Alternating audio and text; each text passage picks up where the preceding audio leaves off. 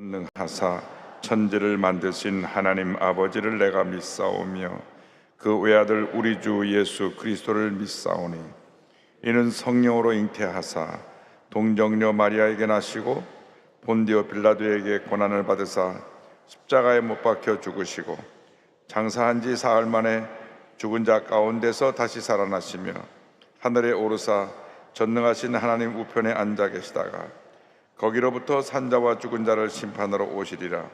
성령을 믿사오며 거룩한 공교회와 성도가 서로 교통하는 것과 죄를 사하여 주시는 것과 몸이 다시 사는 것과 영원히 사는 것을 믿사옵나이다. 아멘. 사랑과 은혜와 자비가 무한하신 하나님 아버지, 감사, 찬송, 존귀, 영광 우리 하나님 아버지께 올려드립니다.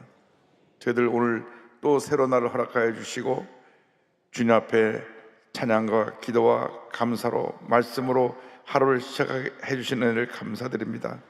우리의 일생이 찬양과 기도, 감사와 말씀의 일생이 되게 하여 주시고 매 순간순간마다 우리 하나님이 가장 기뻐하시는 그 뜻을 따라 우리의 삶을 주님 앞에 헌신할 수 있도록 주님 함께 하시고 역사하여 주시옵소서. 폭염과 또 폭우 속에 아시아 전역에서 우리 한국에와 기도원에서 금식하며 기도하고 있는 우리 중학교 성도들 하나님께서 복 내려주시고 저들이 큰 은혜 받고 아시아 각 나라로 돌아가서 각 나라마다 놀라운 복의 역사가 일어날 수 있도록 주님 함께 하시고 역사하여 주옵소서. 예수님의 이름으로 기도 올리옵나이다. 아멘. 시편 127편을 우리 함께 보겠습니다. 127편을 말씀 전체를 함께 봉독합니다.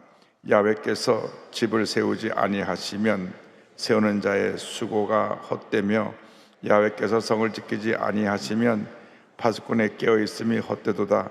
너희가 일찍이 일어나고 늦게 누우며 수고의 떡을 먹음이 헛되도다. 그러므로 야훼께서 그의 사랑하시는 자에게는 잠을 주시는도다. 보라, 자식들은 야훼의 기업이요 태의 열매는 그의 상급이로다. 젊은 자의 자식은 장사의 수정의 화살 같으니 이것이 그의 화살통에 가득한 자는 복되도다. 그들이 성문에서 그들의 원수와 담판할 때 수치를 당하지 아니하리로다. 아멘. 오늘 하나님의 절대 주권적 역사라는 제목으로 함께 말씀을 나누기 원합니다. 순례자들이 각 지역에 흩어져 있다가 이스라엘 3대 절기를 맞이해서 예루살렘에 모여드는데 예루살렘이 잘 아신 대로 해발 800m 고지 위에 성전이 있습니다. 그래서 그 시온산을 올라가면서 성전에 올라가면서 부른 시편이 시편 150편 중에 15편이 있는데 오늘 8번째 시편입니다. 이 시편의 저자는 솔로몬입니다. 솔로몬이 하나님께서 아마 인류 역사상 그 전에도 그 후에도 그렇게 지혜로운 사람이 없다고 기록될 정도로 지혜가 많은 하나님의 사람이었습니다. 그런데 솔로몬이 왕이 됐을 때 성전에 엎드려 기도합니다. 하나님께서 내가 왕으로 나를 다스릴 때 무엇을 너에게 주기를 원하느냐 했을 때 그때 솔로몬이 한 말이 있습니다. 내가 너무 어리고 나라를 통치하는 데 부족한 것이 많으니까 어느 한쪽에 기록에 보면 듣는 마음을 달라, 듣는 귀를 열어달라. 한쪽에는 지혜와 지식을 주님 주십시오. 같은 얘기입니다. 지혜란 뭐냐? 듣는 귀가 열리는 것입니다. 모든 문제가 어떻게 생겨나냐면 일방적으로 내 생각, 내 뜻만 전합니다. 그리고 그것이 옳다 그럽니다. 거기에 사로잡힌 사람들은 과격하게 행동을 하기도 합니다. 왜? 듣는 귀가 닫혀있기 때문에 내 생각에만 사로잡혀서 내가 하고 싶은 일만 하니까. 그러니까 굉장히 위험한 사람들은 이렇게 남에게 듣지 않고 자기 생각, 감정에 붙잡혀 갖고 일을 막 진행해 나가는 사람들입니다. 우리가 솔로몬의 지혜를 배워야 됩니다. 주님, 우리가 예수를 믿으면서 하나님의 자녀가 되어 하나님의 자녀로 쓰임 받으면서 듣는 마음을 주시옵소서. 주님의 음성을 듣게 하시고 사람들이 원하는 뜻이 무엇인지 듣게 하여 주옵소서. 일방적으로 내 생각, 내 뜻을 가지고 그것이 하나님 뜻이라고 밀고 나가서 부딪히고 문제를 일으키는 게 없도록 늘 듣는 마음을 달라고 해야 됩니다. 그 솔로몬이 지혜가 많은 사람이었는데 그가 인생의 말년에 가서 우리 인간 내 스스로 우리의 힘으로 하는 모든 것이 헛되다 하는 것이 전도서이고요. 그가 인생을 살아가면서 이렇게 살아가야 된다, 삶의 질을 말한 것은 잠언입니다. 그래서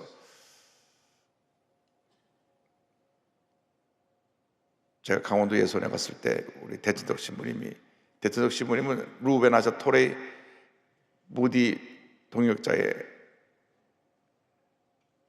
손자인데 중국 산동성에서 태어난 선교사의 아들입니다. 선교사 아들이 대천덕 신부님이. 그런데 이제 장로교 선교사의 아들로 태어났지만 이 선교 정책을 장로교하고 의견이 맞지 않아서 성공회로 옮기신 분입니다. 한국에 와서 성공회 신학교 학장으로 한 7, 8년 있다가 하나님이 내가 너를 선교사로 불렀지 신학교 학장으로 부르지 않았다. 그 학장 자리를 내려놓고 강원도 두메산골, 강원도 정선 하사미리 산속에 들어가서 그곳에서 가는 홀벗고 굶주린 우리 산골 사람들을 섬겼는데 그분이 굉장히 지혜가 많은 분이에요. 미국에서도 프린스턴 여러 신학교에서 공부도 하시고 성경의 해석을 아주 깊이 영적으로 잘 하시는 그런 귀한 신부님이신데 그분의 주장에 의하면 그 말 하려고 앞이 좀 서론이 길었습니다. 이 잠언서를 토대로 해서 생겨난 영향을 받아서 생겨난 것이 유교고 전도서의 영향을 받아서 태어난 종교가 불교다. 그래서 유교의 내용들이 잠언서의 내용과 일치하는 게 굉장히 많아요. 또 불교 사상이 이 전도서의 허무함, 헛되다 그 내용이 일치하는 게 굉장히 많습니다. 어쨌든 솔로몬이 유교 불교보다 훨씬 더 역사적으로 더 위니까 솔로몬의 그 지은 자문의 3,000편이 넘는 자문이 온 각 지역 사람들에게 영향을 미쳤다고 하니까 그 말에도 굉장히 일리가 있습니다. 아마 누가 연구해서 박사 논문을 한번 쓰면 좋겠어요. 그런데 그가 시편 127편에 인생의 모든 것 되어진 일을 보니까 하나님의 도우심 없이 인간이 스스로 모든 것을 이룰 수 없다는 것을 그가 고백합니다. 그래서 그런 몇 가지 예를 들어서 말합니다. 인간이 집을 세울 때 우리가 설계하고 집을 세우지만은 하나님이 함께하지 않으면 그 집을 세우는 것이 헛되다. 121편 1절 상반절에 야훼께서 집을 세우지 아니하시면 세우는 자의 수고가 헛되며 이렇게 말씀합니다. 우리가 집을 짓되 인간의 만족과 인간의 욕심을 위한 집을 지으면 그 집은 결국 교만의 집이 되고 스스로 무너지는 집이 됩니다. 우리가 무엇을 하든지 집이라는 것은 꼭 이렇게 눈에 보이는 건물뿐 아니라 우리가 일생을 살아가면서 이루어가는 모든 것을 의미하는데 우리가 사업의 집을 짓든지 공부를 많이 해서 박사가 되기 위해서 공부의 집을 짓든지 의사가 돼서 사람들 병원 오신데 의사의 집을 짓든지 간에 이 무엇을 하든지 간에 주님이 돕지 않으시면 의미가 없다는 겁니다. 그것이 헛되다는 것입니다. 그래서 여러분이 무엇을 하든지 간에 주님의 영광을 위한 집을 짓기를 바랍니다. 사업을 해도 주님의 영광을 위해서, 공부를 해도 주님의 영광을 위해서, 그리고 그림을 잘 그리는 사람 그림을 그려도 주님의 영광을 위해서. 우리 대성전 로비에 김기창 화백에 예수 생애전 30편 그림이 있는데 우리 한국 사람의 시선으로 예수님의 일생을 그린 세계적인 명화인데 그림을 그려도 하나님의 집을 짓는 마음으로 그림을 그려서 그것이 사람들에게 영향을 끼치고 무엇을 하더라도 하나님의 영광을 위해서 집을 짓기를 바랍니다. 집을 짓는다는 것은 내 목표를 이루어가는 걸 말하고 성을 지킬 때라는 것은 내 자신의 것을 지키려고 이렇게 그 성을 지키는 것을 말하는데 1절 하반절에 야훼께서 성을 지키지 아니하시면 파수꾼의 깨어있음이 헛되도다. 아무리 인간이 내 것을 지킨다고 높은 성을 쌓아도 그 성을 지키지 못합니다. 그렇게 건강에 대해서 신경을 많이 쓰고 좋은 약이라는 약을 다 먹고 어떤 분은 아주 식사할 때 보면 식사 끝나고 나서 한 줌 이만큼 끓여서 먹어요. 그게 다 뭐냐고. 다 먹어두면 좋은 거예요. 근데 그렇게 약을 많이 먹는다고 장수하는 것도 아니고 근데 어느 날 갑자기 그러다가도 하나님 부르시면 가더라고요. 건강의 성도, 건강의 어떠한 인간의 노력으로 내가 그 성을 지킬 수 있는 것이 아니라 하나님이 내게 건강을 주셔야 건강의 성을 지킬 수가 있는 것입니다. 그래서 하나님께서 성을 지키지 않으면 파수꾼의 경삼이 허사로다가 말씀합니다. 우리가 우리 자신을 자꾸 지키려고 노력하는데 하나님 앞에 기도해야 돼요. 하나님의 사람들이 제일 최선을 다해서 노력해야 되는 것이 주님께서 함께 하시고 나를 지키시고 보호하시고 나를 주의 뜻 가운데 인도하여 주옵소서 기도하는 것입니다. 시편 121편 4절에 이스라엘을 지키시는 이는 졸지도 아니하시고 주무시도 아니하시리로다. 우리가 내 자신을 막 지키려고 이리 뛰고 저리 뛰고 그래도 내 스스로의 힘으로 내 자신을 못 지킵니다. 주님이 지켜주셔야 되는 것입니다. 성경 보니까 하나님은 우리가 곤히 잠이 들어있는 시간에도 주무시지 아니하시고 우리를 지키신다.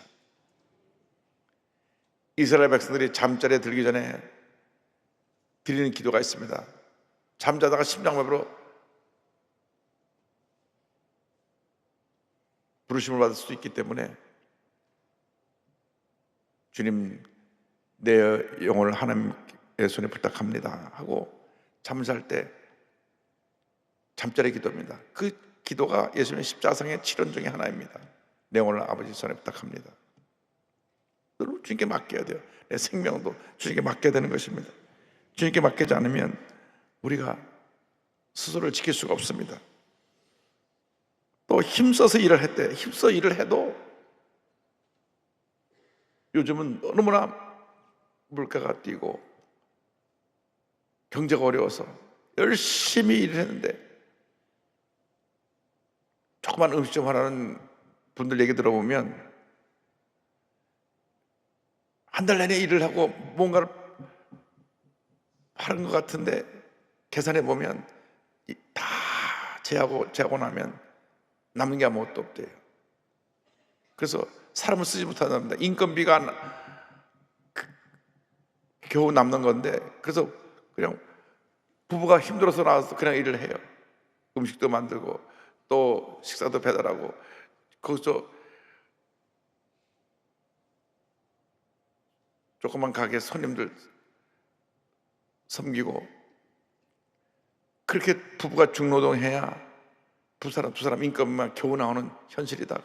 그렇게 말합니다. 그러니까 힘써서 일을 해도 계산해 보면 아무것도 없이 빈손이 되는 경우가 많습니다. 그냥 적자가 안 난 게 감사할 그러한 환경에 처할 때가 많습니다. 그래서 127편 2절에 내가 일찍 일어나고 늦게 누우며 수개 떡을 먹으면 헛되도다. 아무리 우리가 해도 우리 인간의 노력은 한계가 있고 하나님이 도와주지 않으면 우리가 복된 인생을 살아갈 수가 없습니다. 정말 요즘 참 힘들고 어렵습니다.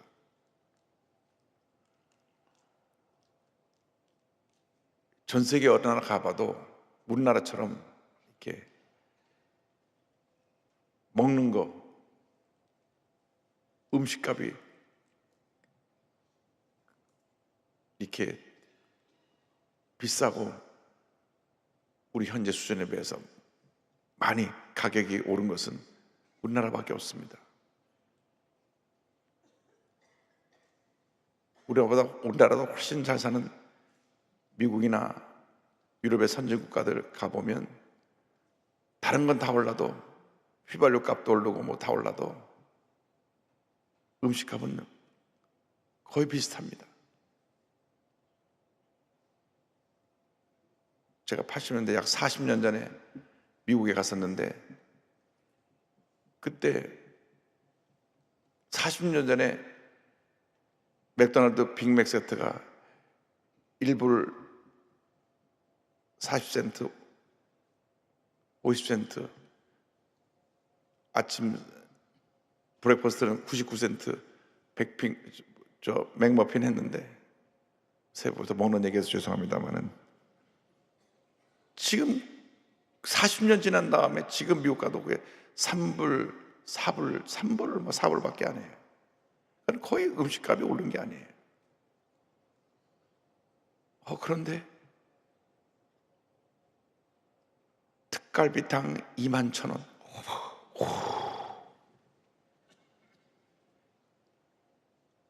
음식값이 막 팍 뛰는 거예요. 우리가 시내 나가서 10,000원 이하로 점심 먹기가 힘들어요.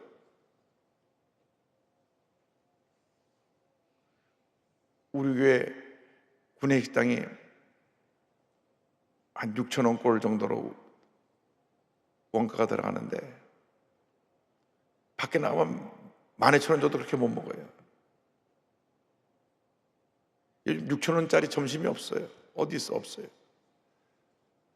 이 앞에 콩나물집 3,000원짜리가 하나 있다고 하는데 그거는 그냥 봉사하는 거예요. 지금 다 10,000원이 다 넘었어요. 이런 얘기해서 죄송하지만 호텔에 가서 보니까 여름 냉면 35,000원, 냉면 한 그릇에 35,000원. 지금 참 힘듭니다. 그래서 너희들이 아무리 애를 써도 이게 물가가 뛰는 거 너희들이 감당할 수가 없다. 너희들의 수고가 헛되다. 그러니까 우리 마음속에 쌓이는 것이 뭡니까? 불안감이 쌓입니다. 어떻게 살아갈까? 너무 살기 힘듭니다. 힘들어요. 우리나라의 청소년들이 학교를 중퇴하고 나와서 지금 거리를 떠돌면서 방황하고 있는 성도들이 한 50만 명 되는데 얘들이 집단 혼숙하고 뭐 이러다 보니까 아이가 많이 생겨요. 젊은이들이 그냥 아이를 만들어내는데 아이를 낳을 수가 없으니까 낙태라는 거예요. 낙태를. 우리나라의 저출산 문제는 낙태 문제만 해결하면 그날로 없어집니다. 얼마 전에 뭐 영상에 9달 낸 애를 갖다 낙태하는 그것이 나온데 그 사실은 지금 확인 중에 있는데 살인입니다. 살인. 이미 아이가 다 돼 있는데 그걸 어떻게 꺼내서 죽입니까? 그런데 이런 살인이 지금 우리 한국에 그냥 곳곳에서 그냥 산부인과에 신고된 숫자만 18만 명인데 3배가 넘는다니까 50만 명 이상이 매년 죽는 거예요. 한 달에 100만 명이 죽었어요. 아니 우리나라가 지금 저출산 문제로 그렇게 1년에 20만 명밖에 안 태어났다고 그런데 낙태해서 죽인 애는 40만 50만이 넘으니까 이게 어떻게 된 겁니까? 낙태만 안 해도 이 문제가 다 해결됩니다. 정치권이 지금 치고받고 싸우느라고 낙태에 대한 법이 없어요. 헌법으로 정해놓은 게 없으니까 낙태해도 죄가 아니에요. 아직도 그 낙태 허락할 수 있는 기준, 특별한 경우에 아이가 태어나자마자 평생 기형아가 돼서 태어나면 참 평생이 어렵겠다 해서 의사가 판단해서 낙태를 권하는 경우, 물론 대통령 신부님은 기형아라도 낳아야 된다는 거예요. 기형아도 하나님이 주신 아이니까 기형아도 길러야 된다는 거죠. 근데 그걸 요즘 미리 초음파로 봐가지고 이렇게 봐가지고 그 애들을 제거하고 그러는데, 어쩌면 낙태라는 것은 살인입니다, 살인. 근데 워낙 인생에 살기가 힘들고 불안하고 그러다 보니까 인생이 막 요즘 마약으로 빠지고, 왜 이렇게 술들을 많이 마시는지, 마셨다 하면 그냥 술 이렇게 마시고, 대낮에 직장인들이 나와서 소주병 까고 마시고 있고, 뭐 보통 생각한 게 아니에요. 왜? 마음에 불안해서. 불안. 그래서 오늘 주님 말씀하시기를 마음에 평안을 주신 분 하나님이시다. 121편 2절 하반절에 그러므로 야훼께서 그의 사랑하신 자에게는 잠을 주시는도다. 주님의 평안함이 있기를 바랍니다. 이 잠은 평안의 잠입니다. 마음이 평안하지 않으면 잠을 못 잡니다. 불면증이 옵니다. 약을 먹어야 됩니다. 그런데 사랑하신 자에게 평안함을 주셔서 잠을 잘 자게 하신다. 할렐루야. 주님의 평안함이 넘쳐나기를 바랍니다. 그리고 나가서 하나님의 도우심 없이 인간의 의지로 불가능한 일에 대해서 말씀합니다. 자녀의 축복도 하나님이 우리에게 태를 여셔야 돼요. 사라가 89세 잉태해서 90세 아이를 낳는데 한 태를 열었었어요. 야곱의 사랑하는 부인 라헬이 아이를 못 낳았는데 결국은 요셉과 베냐민 허락하셨고, 한나가 아이를 못 낳아서 하나님 앞에 통곡하며 울며 기도할 때 사무엘을 주셨고 삼남매를 더 주셨습니다. 자녀의 축복에 대해서 120편 3절로 5절까지 말씀합니다. 보라, 자식들은 야훼의 기업이요 태 열매는 그의 상급이로다. 젊은 자의 자식은 장사의 수정의 화살 같으니 이것이 그의 화살통에 가득한 자는 복되도다. 그래서 다자녀가 복된 겁니다. 다자녀. 옛날 저희 때는 보통 5, 6은 기본적으로 났어요. 저희 아버님 때는 7, 8, 9명 보통이었습니다. 뭐 감리교 창사 요한에슬레 어머니는 19을 낳아서 17을 키웠으니까 둘이 죽고 17을 키웠는데 17 중에 그 위대한 요한에슬레 동생 찰스에슬레가 다 태어났어요. 일단 하나님이 주신 아이는 낳을 수 있는 만큼 낳고 보는 겁니다. 하나님이 책임져 주십니다. 보호 주십니다. 왜냐하면 장세 중에 화살이 가득한 자가 복되다 그랬어요. 그러니까 화살이 한두 개가 아니라 가득 담겨 있어야 된다. 그러니까 이스라엘 현재 그 출산 목표가 3.5인데 보통 이스라엘 사람들은 5씩 낳는데요. 5씩. 하나님이 다 책임져 주십니다. 하여간 우리나라 절사 문제를 해결하는 답은 기독교밖에 없습니다. 모든 교인들이 한 가정에 셋 이상 나면 문제가 해결되는 것입니다.